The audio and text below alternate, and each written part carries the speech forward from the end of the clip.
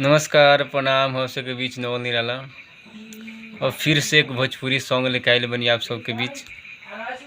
जौन एकरा पीछे वाला जौन गाना वीडियो बनैले रही वो वीडियो के बहुत रिस्पांस मिलल बा अच्छी तरह। तो कोशिश करते हैं थोड़ा थोड़ा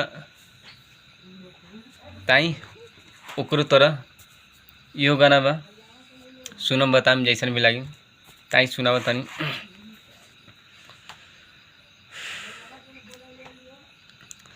आम के सीजन में पाकल बा डंका पियवा हमार रहेला श्रीलंका। आम के सीजन में पाकल बा डंका पियवा हमारे रहेला श्रीलंका। साबुन से रखी रोजे धोके देवर साला छोड़ देता वे टोके देवर साला।